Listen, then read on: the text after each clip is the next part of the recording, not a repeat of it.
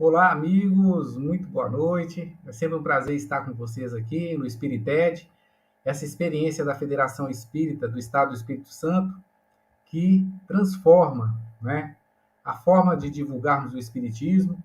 E, como sempre, uma vez por mês, nós dedicamos o Espirited a falar de uma das obras que fazem parte do Clube do Livro. E mês, essa belíssima obra chega às nossas mãos. O Pequeno Aprendiz da Arte, de Edmundo César. E é justamente o autor, Edmundo César, que vai nos trazer como foi a experiência de elaboração desse delicioso livro. Edmundo César, seja bem-vindo. Obrigado por estar conosco. O Edmundo César, ele é natural do Rio de Janeiro, atualmente reside em Portugal, é militar da Aeronáutica reformado e é artista de teatro com experiência na atuação, na direção e iluminação de espetáculos.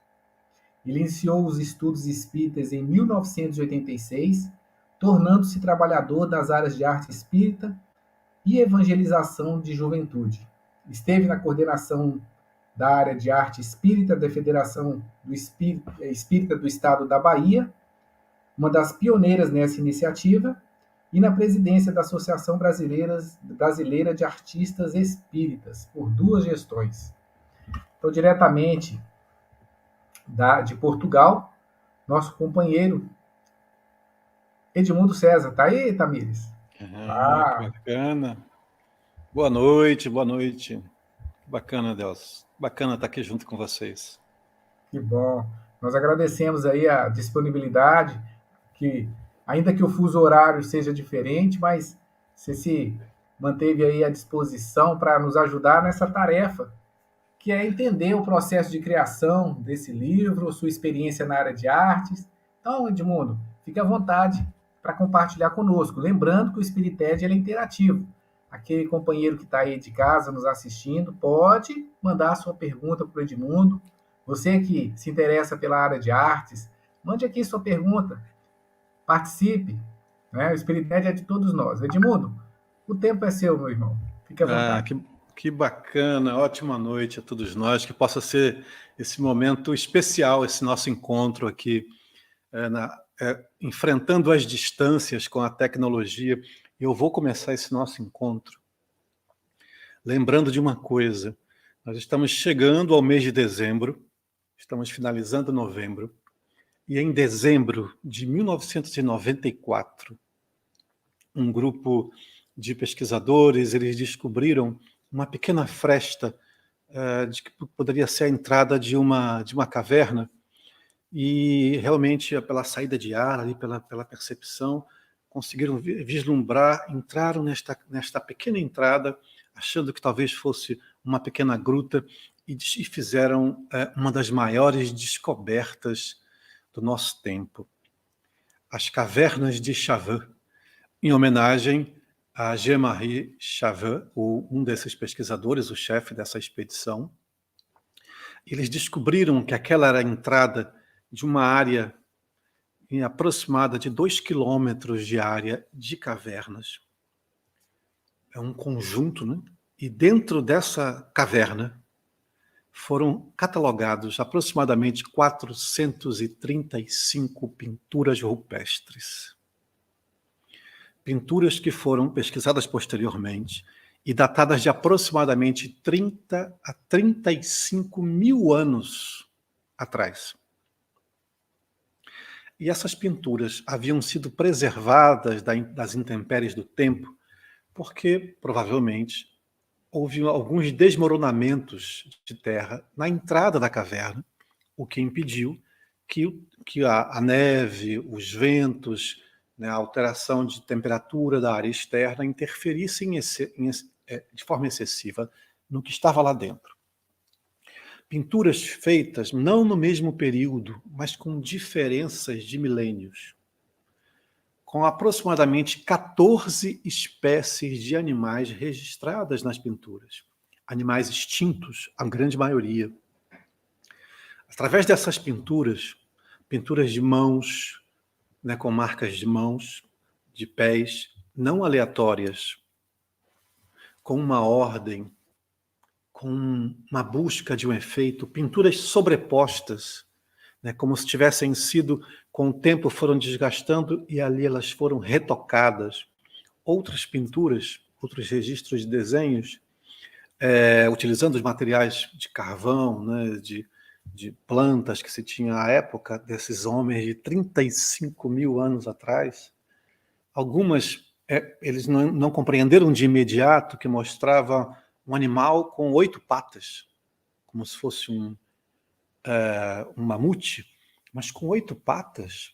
Como assim? Não há registro de um animal, um mamífero deste porte com 8 patas. E puderam perceber posteriormente que aquela imagem representava o animal em movimento.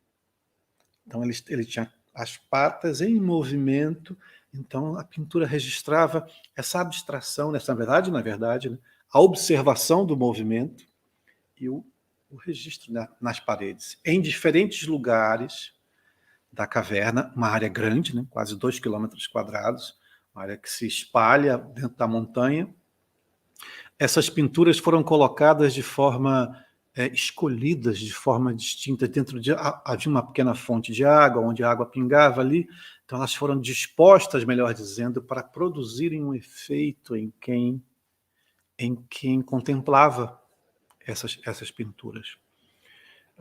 Tem uma curiosidade, por exemplo, os pesquisadores que já haviam descoberto as ossadas de um tipo de leão deste período de 30 mil anos atrás, eles não tinham certeza se os leões tinham juba daquele período, se os leões tinham juba, se os leões de hoje que têm juba, se vinham desta mesma espécie, porque a juba é feita de pelo, e não haviam conseguido o registro de né, uma ossada que ficasse com os pelos da juba. Né? Ficava apenas o osso, que resistia ao tempo. Contudo, na caverna de Chávez,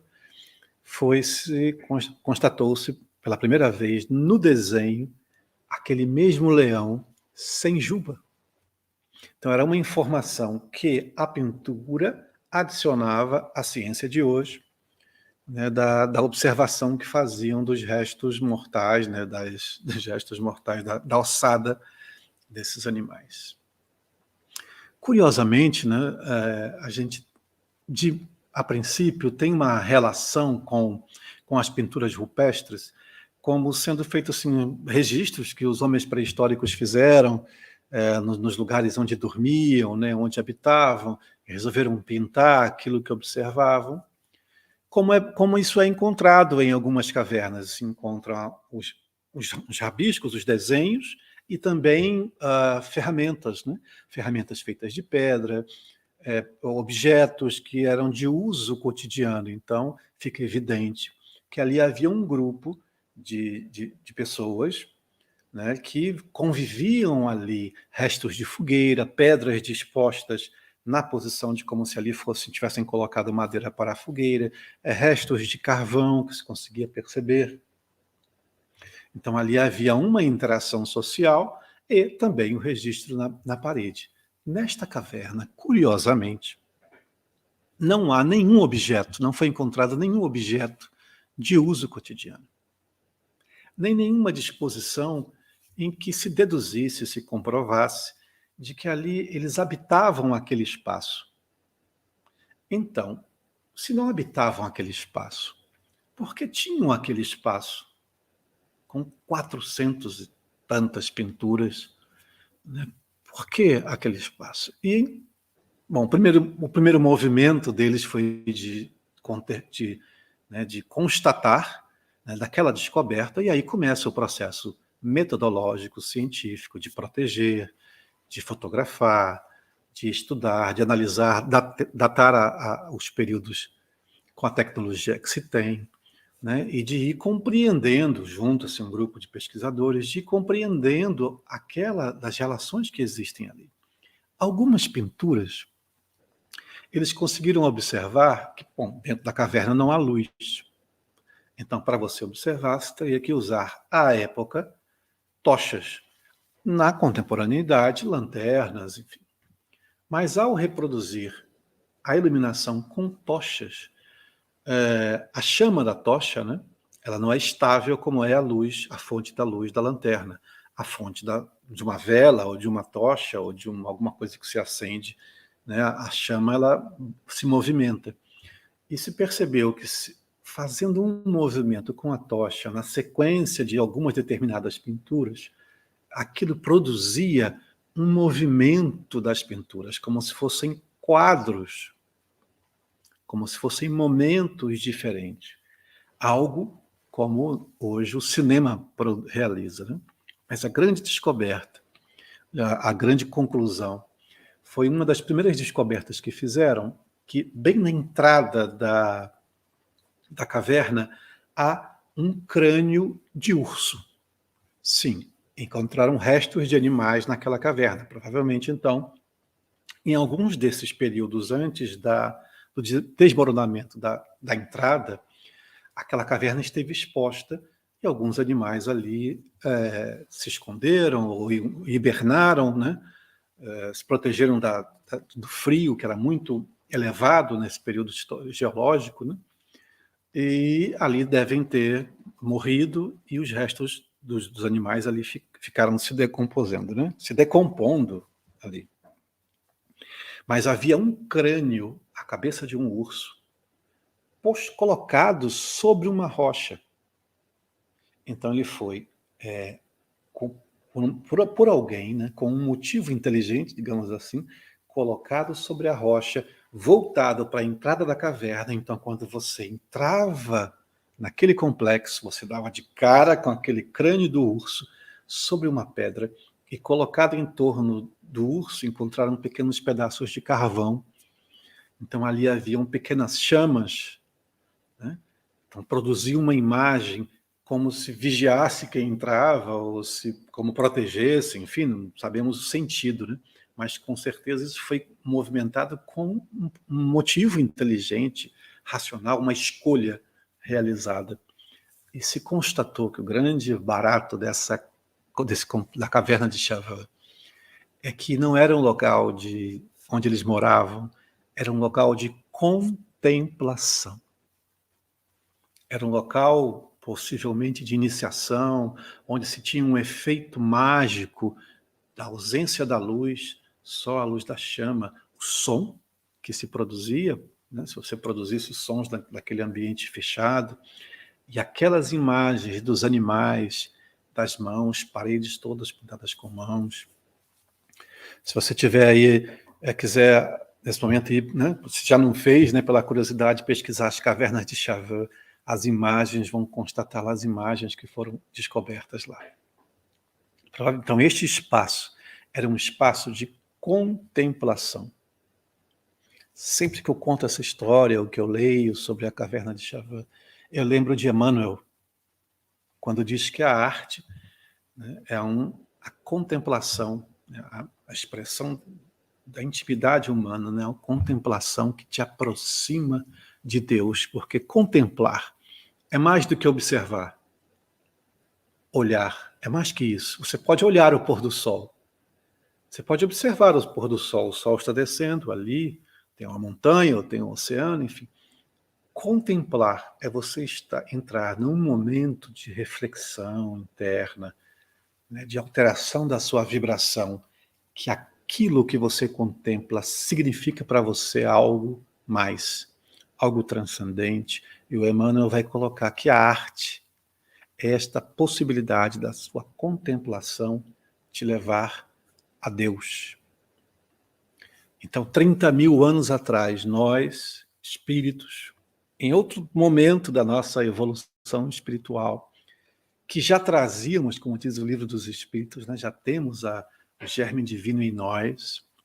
Naquele momento, provavelmente, dentro daquela caverna, talvez aquele jovem passando da fase adolescente, juvenil, para a fase de ser homem na sua comunidade, talvez os idosos, talvez toda a comunidade ali, em algum momento, entrasse naquela caverna, contemplasse aquelas pinturas que são o registro do mundo visível que eles conheciam, e talvez as mobilizasse as fibras mais íntimas da alma daqueles espíritos que os aproximavam a Deus, que não tinham, né, não classificavam como uma religião, algo assim.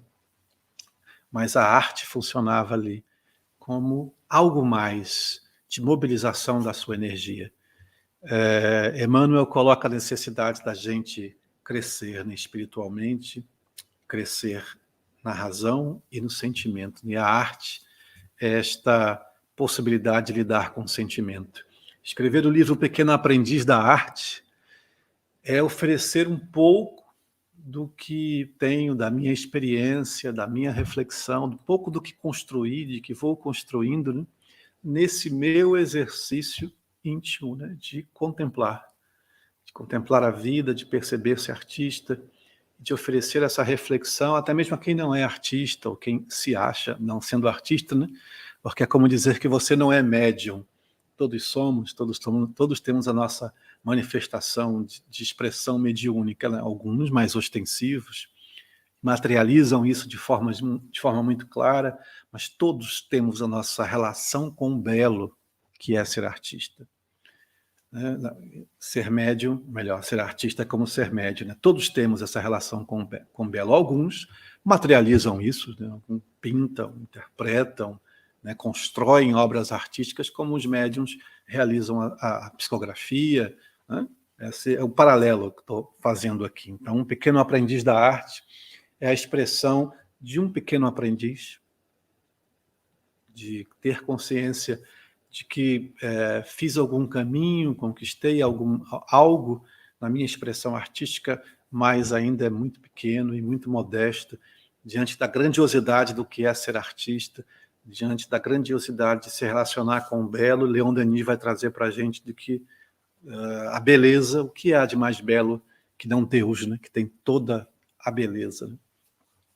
Essa é a minha contribuição para aqueles que lerem, tá? Estão ali nessas 150 e poucas páginas de O Pequeno Aprendiz da Arte, uma pequena história, uma história construída, refletida sobre, assim, quem está lendo não é artista, não conhece as minúcias, mas vai gostar de ler essa história desta forma. Personagens simples, uma linguagem muito simples, né? E que expressa bastante da minha vivência, da minha realidade, das minhas memórias, né? E eu já finalizo aqui esse primeiro momento inicial, dizendo da alegria de poder não só escrever, como descobrir que isso vai ser lido, né? Vai ser contemplado por alguém e vai ser adicionado ao ler, pela pessoa que lê, também as suas memórias, as suas reflexões, como qualquer obra de arte que o artista faz, né? Onde ele mergulha na sua emoção, na sua vivência, inevitavelmente expressa a sua vivência cultural, a sua vivência política, a sua convivência sociológica, a comunidade em que está inserido, traz também as suas dificuldades, os seus traumas, as suas dores, as suas sombras, porque somos assim, né? Espíritos encarnados no mundo de provas e expiações, com sombras e com luzes que iluminam as sombras e as transformam, e expressamos isso em todos os momentos, né? E vamos aos poucos e permanentemente, sempre buscando iluminar essas sombras, né? Assim é o artista que pinta, que dança, que canta, que coloca a sua emoção, às vezes coloca o seu sonho, aquilo que não é ainda, mas o desejo do que quer ser, e constrói a obra de arte e a apresenta ao público, ao público. E cada espectador, cada fruidor, cada leitor, cada indivíduo que tem contato com aquela expressão artística adiciona a sua interpretação, a sua experiência, a ausência dela, as suas memórias, principalmente, as suas vivências, também a sua verdade cultural e social, e reinterpreta aquela obra, né?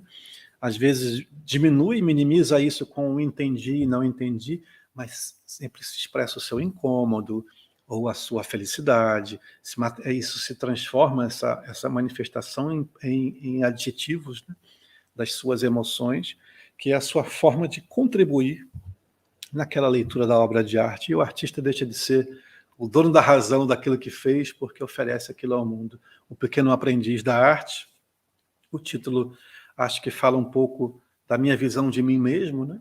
de como me coloco, de como me vejo nesse exercício, mas deixo a ela a realidade ser interpretada por cada um, curiosíssimo em descobrir como é que cada um viu cada coisa que está ali descrita. Enfim, essa é a minha contribuição inicial, feliz da vida de estar aqui com vocês, do outro lado do oceano, mas aqui pertinho, conversando. Muito bom. Essa é a grande facilidade, né, que a tecnologia nos traz, mas nós é que ficamos agradecidos, Edmundo César, de você compartilhar conosco aí essa aventura do Gilberto aí, né? E, para quem não sabe, o Pequeno Aprendiz da Arte, ele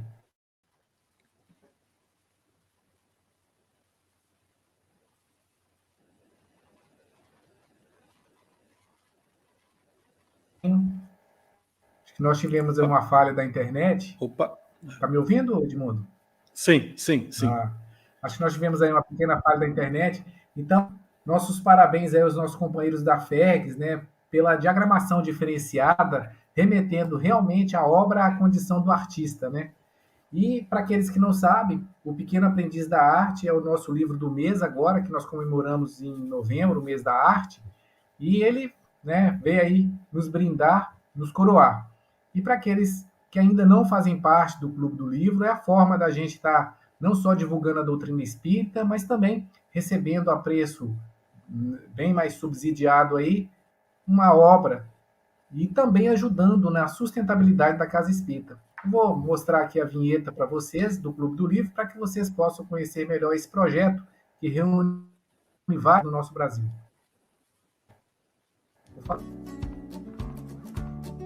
O que é o Clube do Livro FES? É um projeto que envolve você, sua casa espírita e a Federação Espírita do Espírito Santo. Todos os meses você receberá um livro espírita de excelente qualidade editorial e coerência doutrinária. Os objetivos do Clube do Livro FES são divulgar a doutrina espírita e formar novos leitores, tornar a leitura um hábito e fortalecer os laços de família, possibilitar a aquisição do livro espírita a um preço acessível e contribuir financeiramente com a casa espírita. São 3 categorias à sua escolha, contemplando toda a família.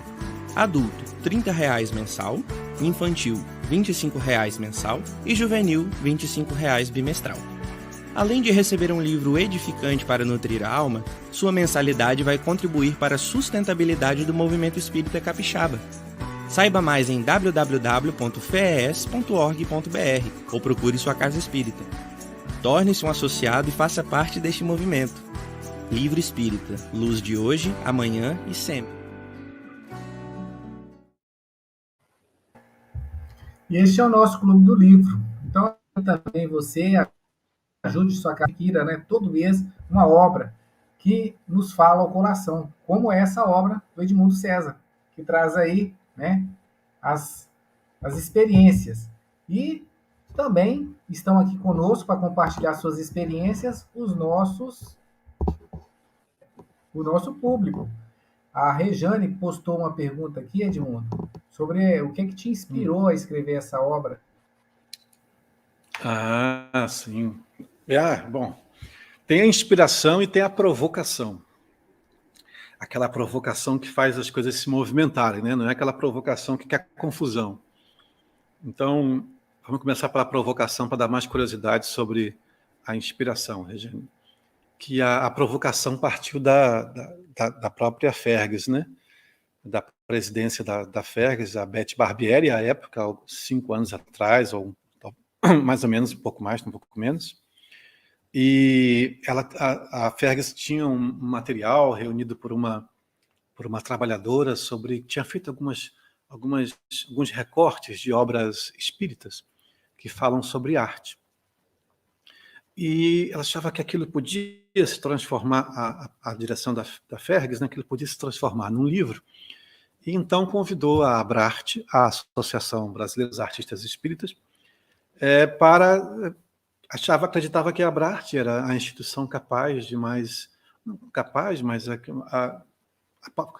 se estabelecer uma parceria para construir uma literatura sobre o assunto. E eu estava na presidência da Abrarte neste período. E na Abrarte nós eu fui responsabilizado dessa tarefa, né, de fazer esse livro, porque eu tinha lançado um livro há alguns anos atrás também, o Círculo de Estudos Arte e Espiritismo. Então eles acreditavam que eu já estava na pegada de escritor, que é uma grande novidade para mim, e não sabiam da dificuldade que é isso para mim.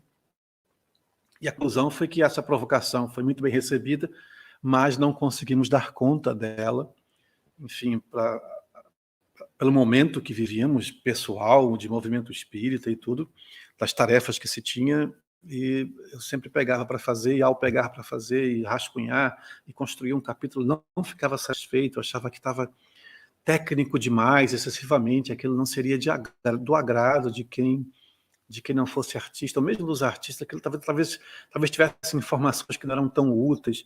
Então eu ficava num dilema e não conseguíamos encontrar um caminho muito, muito concreto para ele que a gente ficasse satisfeito, né? E ao desistir desse processo, no sentido de que não conseguiu fazer isso dessa forma, aí veio a recordação de algo que aí, muito antigo, coisa de 20 anos atrás, havia começado a escrever uma pequena história nesse esforço de partilhar aquilo que eu estava aprendendo. Eu sou do subúrbio do Rio de Janeiro, a minha infância ali no bairro de Santa Cruz, no Rio de Janeiro, com muita dificuldade de acesso à informação e ao próprio teatro. Para ir assistir uma peça de teatro, era 1h15 de trem até a Central do Brasil, mais 25 minutos de ônibus até Copacabana, para assistir um espetáculo de teatro, depois voltar, todo esse percurso, enfim. E eu fazia teatro amador desde os 16 anos de idade, e em 93 eu tive a oportunidade de fazer meu primeiro curso de teatro profissional. Havia feito os cursos do grupo de teatro que eu participava, por sinal, o Elenco Teatral Amante da Arte é o grupo de teatro amador mais antigo do Brasil, ainda em atividade. E ao fazer meu primeiro curso de teatro, ali abriu as portas de uma série de contatos com profissionais de teatro, que eu aprendi muito, e fazia o teatro na Casa Espírita. E eu falei, nossa, tanta coisa que eu estou descobrindo, eu queria partilhar isso com as pessoas, para que aqueles que viessem, aqueles como eu, né, jovem de mocidade, com vontade de fazer, não tivessem a dificuldade que eu tinha de encontrar conteúdo sobre o assunto, né? Especialmente sobre teatro espírita. E aí comecei a rascunhar uma história, isso foi ficando, não era uma habilidade que eu tinha muito exercitada a escrita, foi ficando para trás, então essas coisas se casaram. E aí, quando eu abandono constato a minha incapacidade de fazer aquilo que eu estava construindo com a provocação da Fergus, olha, mas talvez eu consiga, a partir daquela pequena história que eu havia criado, juntar esses conteúdos. Aí iniciou-se um fluxo de produção da história, né, do roteiro. Foi bem interessante, eu consegui estar gostando daquilo que escrevia, fui me desviando da proposta inicial, mas não perdendo o link com a arte. Não, ainda deixei de escrever sobre teatro para escrever sobre a arte, apesar da desculpa ser um estudante de teatro, que é o Gilberto, que é o personagem principal que você citou, que vai conduzindo a história, e fui falando sobre a arte espírita, sem querer entregar muito como é o livro, para não dar spoiler em excesso, para não frustrar, né, deixar na curiosidade sem frustrar aqueles que ainda vão lê-lo. E aí conseguimos algo que nos deu a desconfiança de que talvez pudesse ser interessante, e apresentamos então essa devolutiva para a Fergus. Olha, não conseguimos fazer aquilo que era o inicial, mas conseguimos fazer algo que talvez seja interessante, e aí a editora teve essa coragem de lançar O Pequeno Aprendiz da Arte. Foi esse caminho, assim, longo das minhas histórias. Se você deixar eu ficar falando aqui, lá vai, 1h30 eu falando sozinho. Não, mas faz parte, o processo criativo é esse mesmo. E você que tinha receio de que o livro agradasse, nós temos aí um elogio. O Irineu Sigler, ele fala que adorou o livro, mas o capítulo Baleia Espiritual superou em muito as expectativas dele. Que bacana. Agora imagine a cabeça de quem está aí assistindo essa conversa, curioso com o livro, dizer, o livro tem um capítulo chamado Baleia Espiritual. Ok, esse livro na série não deve ser. Que bom que foi o capítulo que chamou a atenção dele, né? Com um título diferente o capítulo, mas muito interessante essa parte do livro, sem falar demais, mas traz uma coisa muito interessante, que é o quanto a gente está mergulhado no fluido vital, né? E essa matéria que envolve a gente em todas as dimensões da vida, quanto os seus pensamentos, a sua irradiação mental produz, né? Pode produzir no outro, como diz André Luiz, né? Um espetáculo de teatro, a contemplação de um quadro, uma palestra, um conselho, né? Pode produzir no outro uma irradiação da sua vibração e levar a mente do outro a desconectar-se de pensamentos ruins, né? De renovar as esperanças, né? De renovar a sua vontade de viver. É parte do que fala esse capítulo do livro, né? E falar umas coisas assim para dar mais curiosidade nas pessoas, né? O livro tem alguns personagens que são descritos rapidamente, deixa muito margem a você completar esses personagens com a sua imaginação, com as suas referências, e você vai descobrindo a cada capítulo coisas novas sobre eles, né? E nos capítulos finais você tem algumas surpresas que você acha que estava entendendo algumas coisas lá do começo. Olha, mas então é isso, então são outras coisas. Não sei se o Adelso já chegou nesses momentos, mas peraí, então aquele negócio do começo, era isso. Eu achei tão... são coisas muito simples, né? Nada demais, mas tão divertidas, que me deu muito prazer quando consegui escrever. Dizer, que legal ter esse efeito nas pessoas, né? Muito Tomara bom. que dê certo. E está dando certo já. E a gente vê que a arte, né, ela tem um papel tão coadjuvante, né, na condição de divulgação do espiritismo, né? E a gente muitas vezes acha, né, que esse papel da arte não é importante na casa espírita e não valoriza tanto como uma forma alternativa de divulgação do espiritismo, como forma também de elevação do ser, como uma forma, né, de tranquilizar momentos dolorosos que cada um de nós passa. E aí, por que você acha que a arte ainda não tem esse papel, digamos assim, preponderante e é tão coadjuvante no movimento espírita? Então, eu acho que o movimento espírita reflete um pouco o nosso momento cultural, né? O momento social da comunidade, no caso do Brasil, né? E o movimento espírita de 1940, 1960, ele era pujante, né, de arte, né? Era muito comum os saraus, né? As noites artísticas. Eu, por exemplo, a primeira casa espírita que eu participei, o Centro Espírita Luz e Caridade, lá em Santa Cruz, tem um palco, e ele já foi construído na fundação da instituição. Onde se construiu a instituição, já se construiu um palco. E muitos centros antigos têm essa estrutura, né? Por quê? Porque a arte fazia parte do cotidiano das pessoas. Não havia shopping centers, então a diversão era você ir ao teatro. Os livros de poesia, né? Então os recitais de poesia. Leopoldo Machado vai fazer o movimento todo dele com jovens, utilizando a arte, né, como mobilizadora, como divulgadora. E aí vem um momento posterior, cultural do país, em que, e até um pouco da expressão política, né, que a arte foi associada a determinado tipo de postura, de comportamento, e foi se afastando da casa espírita, a própria juventude, né?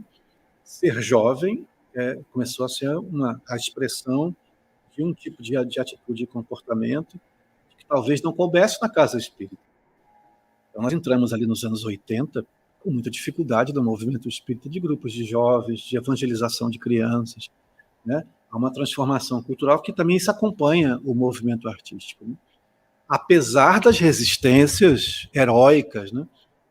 Os grupos de arte no Brasil de 35, de 40 anos de existência, as resistências heróicas de algumas instituições, mas de um todo, né, de maneira geral, expressou um pouco do momento político e social, né, do país.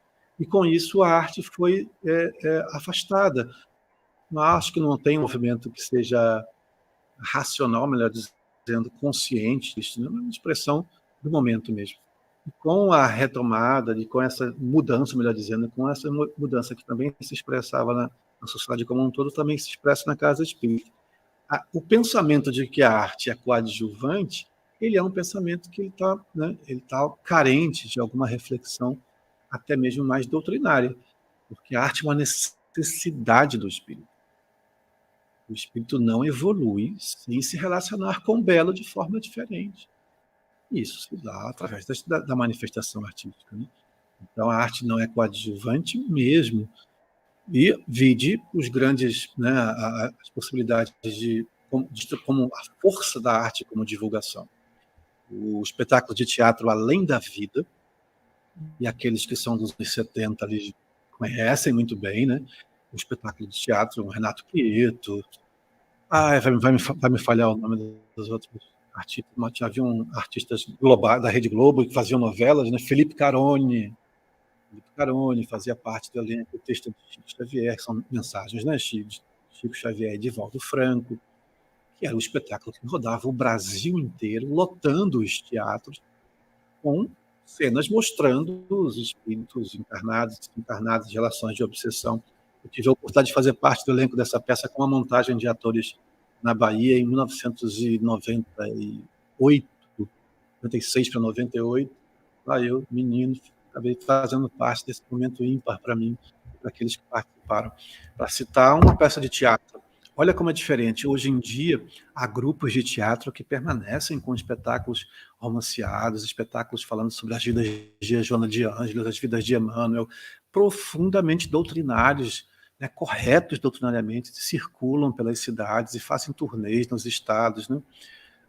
E os cinemas, a gente não pode esquecer da grande força de divulgação dos filmes, né, alguns anos atrás, que uma sequência, uma atrás da outra, nem vem mais por aí, mas ano que vem, mas 2023, mais alguns filmes, né?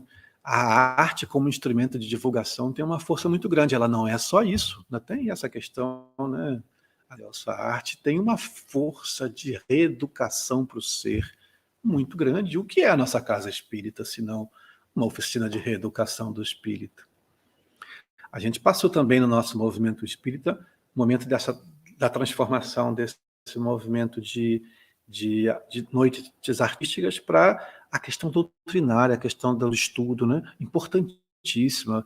Começamos uma dinâmica de ter um grande número de seminários, né? Os congressos, isso é muito importante, mas uma coisa não está dissociada da outra. Precisamos também de uma força que é do movimento de arte. E não é porque o artista precisa de palco para se apresentar, não é abrir espaço para os artistas se apresentarem, é também, mas é de fazer arte.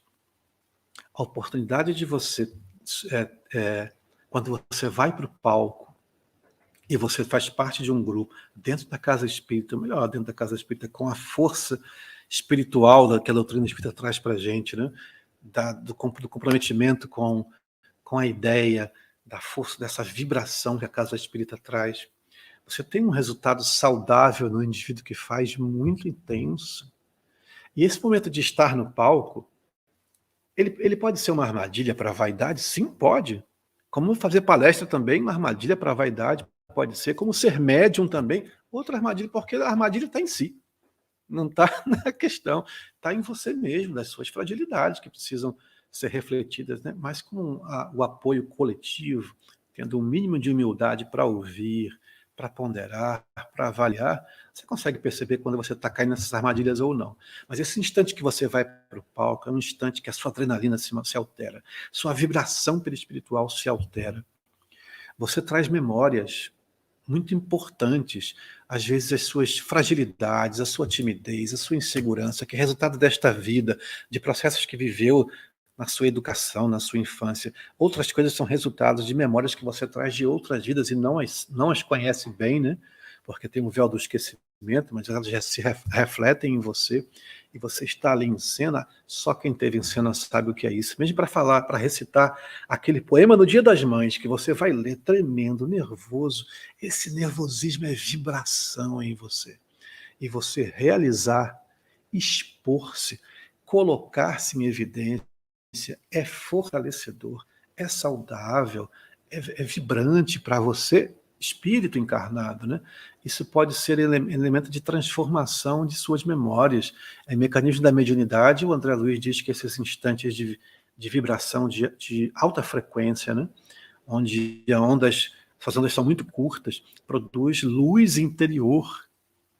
Isso pode ser capaz de transformar questões muito antigas da sua vida, que depois daquela apresentação, talvez você não tenha nem essa consciência, depois daquela pequena apresentação, é como se você tivesse se livrado de algumas coisas e conquistado uma força mais que nunca mais vai voltar para o palco, não vai ser artista profissional, nada disso, mas na sua vida aquilo mudou alguma coisa. Isso a Casa Espírita precisa ter esse espaço. A Casa Espírita precisa estar associada ao conhecimento que você tem no ESD, ao estudo da mediunidade que você faz, à oportunidade de expressar seus sentimentos, né? A atividade de arte na Casa Espírita não é coadjuvante mesmo, ela é potência. Mas aí eu posso ser suspeito de falar, né? Mas é o que a gente vai aprendendo ao ler Viana de Carvalho, Emmanuel, André Luiz, né, Leon Denis, Kardec na sua visão sobre a arte, né?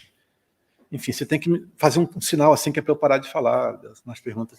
Não, o tema é seu, o tempo é seu também. Acho que foram uns E 10 minutos eu falando. não, mas tá excelente. Nós estamos aqui para te ouvir mesmo. E essa época que você disse, né, que a arte ocupava, digamos assim, um lugar mais de destaque, né, no movimento espírita. Recentemente nós tivemos a Federação Espírita Brasileira, a FEB, criando aí a área, né, a área estratégica de arte, que é um movimento muito positivo, né, para esse retorno da arte e essa condição de colocar essa forma de divulgação da doutrina espírita também ao centro, de novo, né, no centro aí do movimento espírita. O que você acha deste movimento? Oh, meu Deus, não sei se você sabe, mas a provocação inicial foi da Federação do Espírito Santo, né? Nós tivemos aqui já uma Como é o nome experiência, do né, o Fabiano, né? Fabiano, isso. Pronto, a Isso, nosso provocação presidente. inicial foi dele lá e eu estava nesta reunião, Adelson, eu estava nesta reunião com o Fabiano, mas como é que pode? Não pode.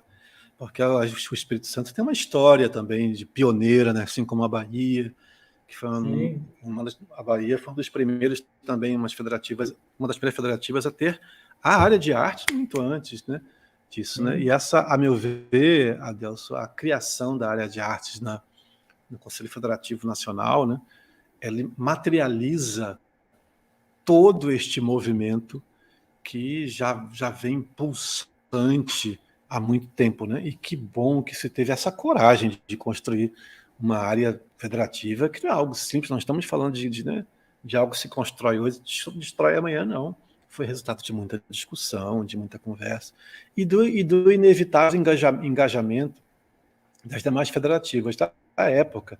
Isso, eu vou para o terceiro ano aqui em Portugal, há 4 anos e meio para 5 anos, foi o momento em que a Abrarte realizou a Semana Nacional de Arte Espírita, e eu, à época, na presidência, pude participar ali, muito próximo da FEB, que sempre apoiou a Abrarte, né, sempre abriu espaço para nos ouvir.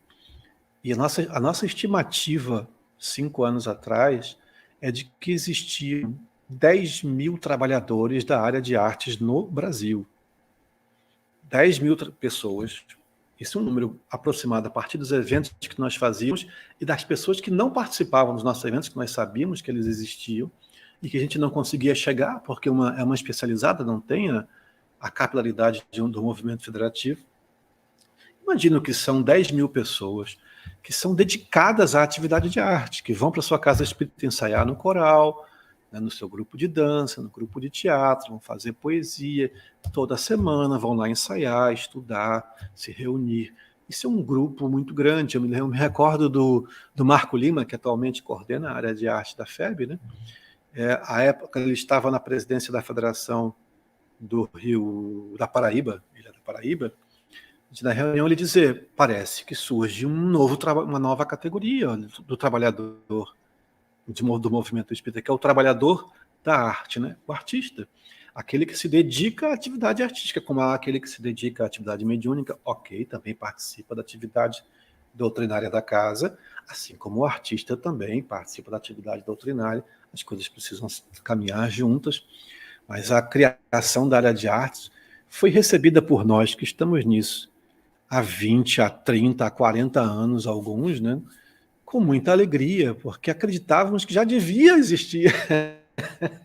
Que isso estava um pouco atrasado, mas não, é a nossa vontade, né? A nossa ansiedade, e tudo precisa ser maturado, mas também ninguém consegue deter uma ideia cujo tempo chegou, né?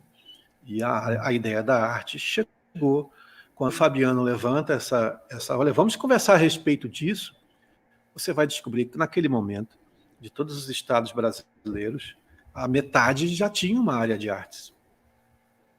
Já faziam atividades, chamavam de assessoria, outros chamavam de coordenação. Brasília tem uma diretoria, né, como diretoria mediúnica, não sei se o nome é diretoria, penso que sim. Diretoria mediúnica, diretoria social, diretoria doutrinária, diretoria artística. Então, uma coluna de ações, né, muito intensa. Isso é uma defesa de uma ideia, como a Federação constrói isso, é a defesa de uma ideia. A arte tem uma importância. Né? A Federação do Espírito Santo, nós sempre citávamos o Espírito Santo como aquela federação que construiu o grupo de música, o grupo de teatro permanente. Ele permanentemente está realizando atividades nos eventos e ampliando, né, gravando CDs, né, e isso a defesa da ideia de que a arte não é só entretenimento, não é só divulgação, e também não é só o crescimento pessoal, é tudo isto junto que nós estamos falando da evolução do espírito, né? Eu penso que a área de arte da FEB, do CFN de FEB, né? Da FEB, tem um desafio muito grande, porque o Brasil é um país muito diverso, muito amplo, né? Muito peculiar, com suas questões, né? Mas agora está apropriada, né, de uma instrumentalização do movimento espírita, que é uma força muito grande, porque para aquele mais desavisado, talvez, né, o movimento espírita organizado, né, o Conselho Federativo Nacional, as ações que realiza é resultado de muita conversa, de muita reflexão coletiva. Então, quando se decide criar uma área de arte, não é porque fulano quis, não foi o Fabiano que fez, não foi o presidente da federação que fez, foi ideias que foram lançadas e foram conversadas por todos, por todo o movimento espírita. Então, as ideias ficam 1 ano, 2 anos sendo conversadas, articuladas, né? Então, quando se decide, isso tem uma força muito grande. Eu imagino que tudo isso, Adelso, seja uma preparação urgente, até por isso as coisas acontecem às vezes mais rápido do que a gente imagina, uma preparação urgente para todo um movimento de espíritos que já chegou. No Martírio, não, Memórias de um Suicida, a Ivone Pereira fala ali de um momento que tem uma conversa, não é Memórias de Suicida, Devassando o Invisível, uma conversa com Chopin, e agora eu estou em dúvida se é Chopin ou Mozart, mas acho que é Chopin. E ele diz que ele vai fazer parte de uma reencarnação no Brasil, junto com um movimento de espíritos artistas, capitaneados, é o termo que ele usa, coordenados por Vitor Hugo. E esses artistas vão reencarnar no Brasil, ele, um deles, e com parte desse movimento, dentro do movimento espírita, para contribuir na evolução das ideias da arte. E ele diz assim, mas isso só vai acontecer lá no novo milênio, só que ela escreveu o livro em 1950, né? Então, o novo milênio chegou, né? Chegou. Esses espíritos estão aí, eles têm 6 anos de idade, 10 anos de idade, pode ser seu neto, pode ser o menino da sua evangelização. E eles precisam encontrar estruturas que não é mais o trabalho que o Edmundo fez, que o Moacir Camargo, né, fez, que o Grupo Bem caminhou, do enfrentamento de gravar um CD. Acabou isso, porque eles já vêm com outras resoluções, eles vêm com outras necessidades de crescimento espiritual, mas precisam do movimento espírita, precisam da nossa força, da nossa experiência não castradora, porque tem aquela experiência que é castradora, dizer assim, olha, você não sabe, eu já sei porque eu já fiz, é assim, sabe nada, a gente sabe as nossas coisas muito mal. A gente pode dizer, eu vivi isso, mas se você quiser fazer outra coisa, se você quiser viver isso também e quebrar a cara que nem eu, vai, é a sua escolha. Mas, né, eles já vêm numa outra velocidade, numa outra, né, aquela coisa quem é que não tem o filho adolescente que diz, pai, né, você acha que vai ensinar e ele já passou, já está lá na frente. Tempo, né? Já sabe muito bem do que você está falando, né? Qualquer coisa, né? E às vezes acha que sabe, mas não sabe. A gente é que sabe, a gente tem a experiência. Porque tem coisas que não se tem não tem a maturidade, mas a maturidade vem com o tempo, né? Mas a forma de pensar é disso, né? A estrutura de pensamento que a gente tem já passou.